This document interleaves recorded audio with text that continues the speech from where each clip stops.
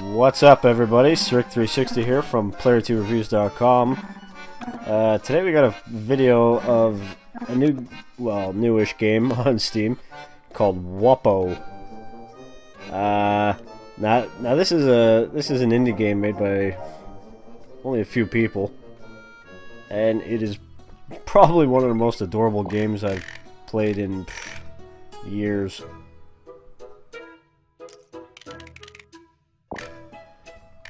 It has a really nice cartoonish look to it, and I don't know, it's just like just a funny game. Like you see here, like dialogue it's just got some like funny dialogue. Your character can kind of a smart ass, though I guess it depends on your choice.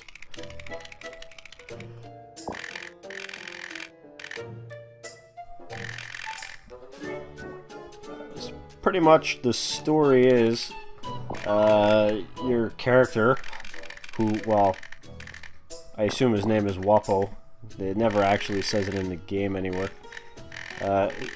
He's a lazy pig, and he's about to get kicked out of his house, and so like he goes on a journey trying to find a new place to live, and that pretty much sets the stage for the entire game. You just basically travel around and looking for a home and getting into, you know, misadventures and whatnot.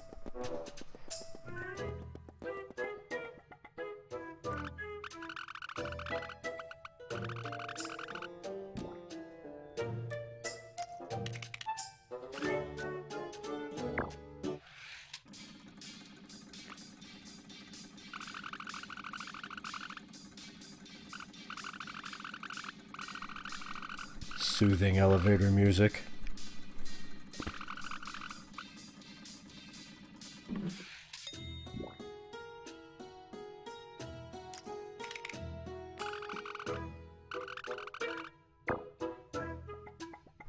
Alright, now let's go see Carlo. Go confront Carlo. Of course, I gotta wait in line because that's only polite. First come, first serve.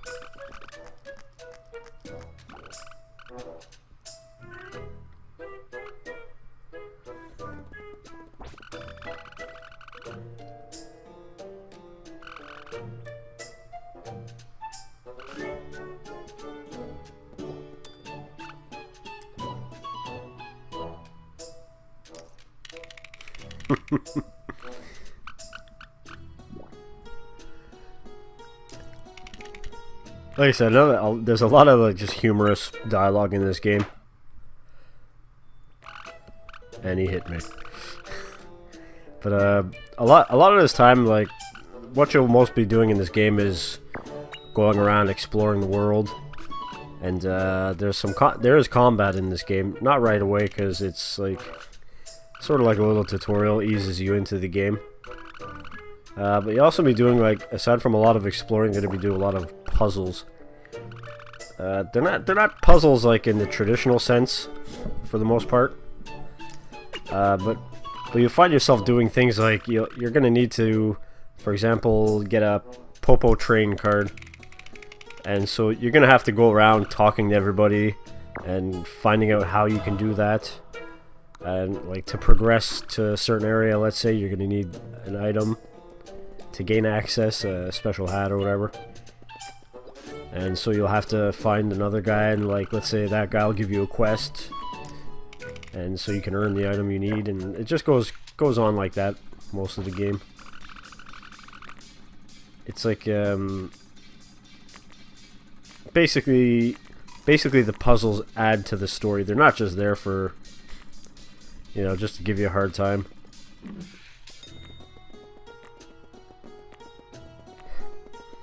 Now I'm just sitting here making a mess throughout the whole hall with ice cream.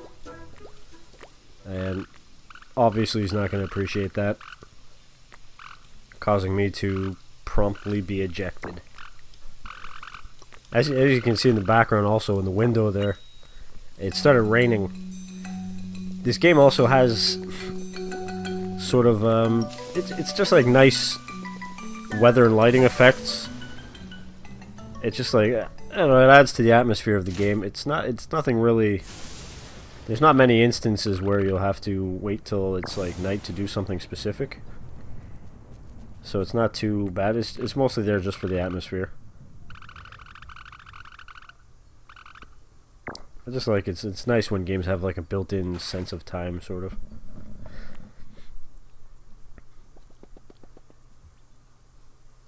I just got robbed.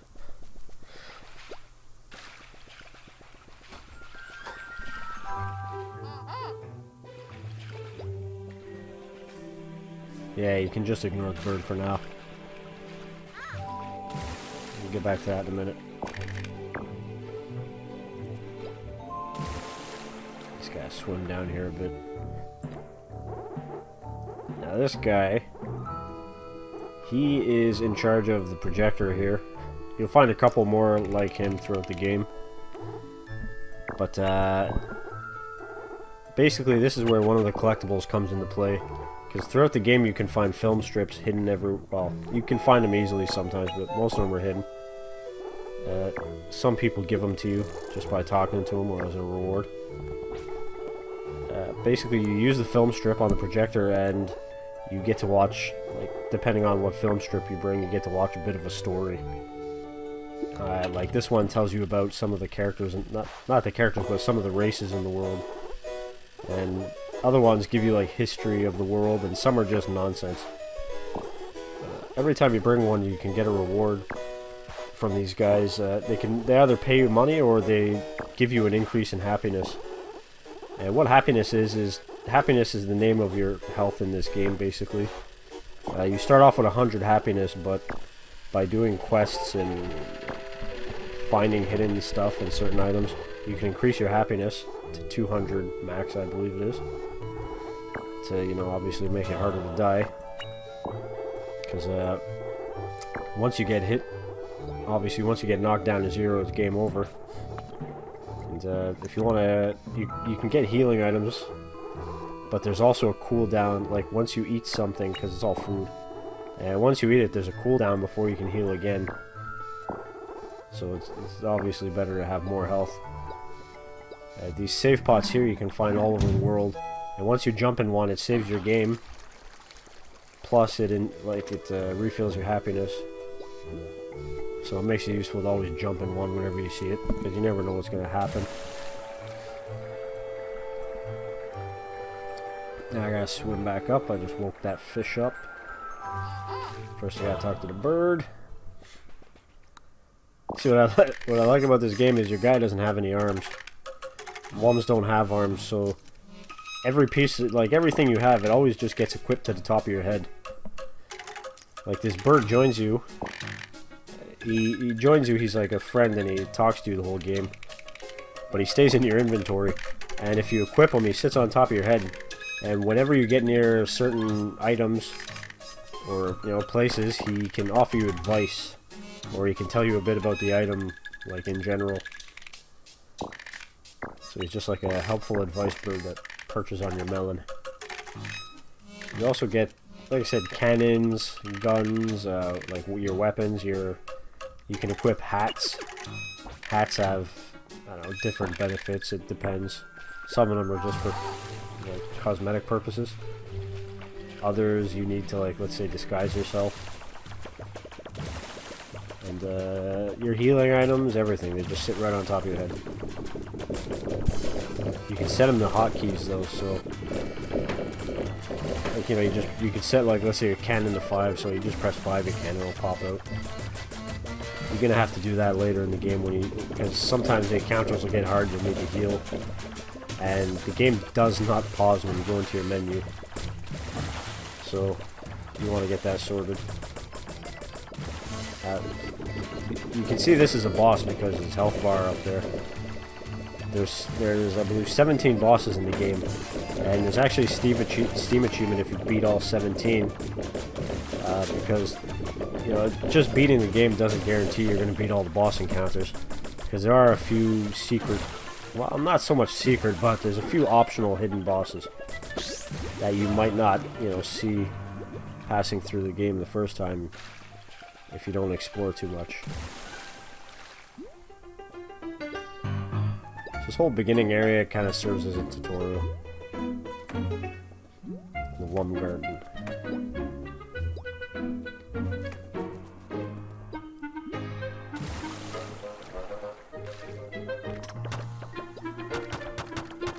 I made a mistake there.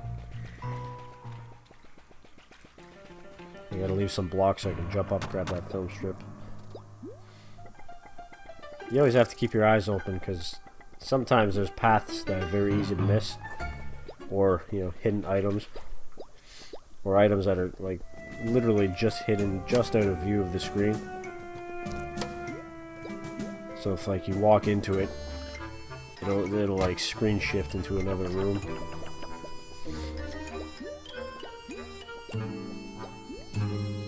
One thing I especially appreciate about this game is how smooth the screen transitions are. I mean, there's literally no loading. Once you load up the game in the first place, it's just nice. You don't have to bother with loading areas or screens and bother with that annoyingness. Like some games really, it's really annoying if you have to load all the time. If you just want to go around and explore. You'll be doing plenty of exploring You'll be doing plenty of exploring in this game.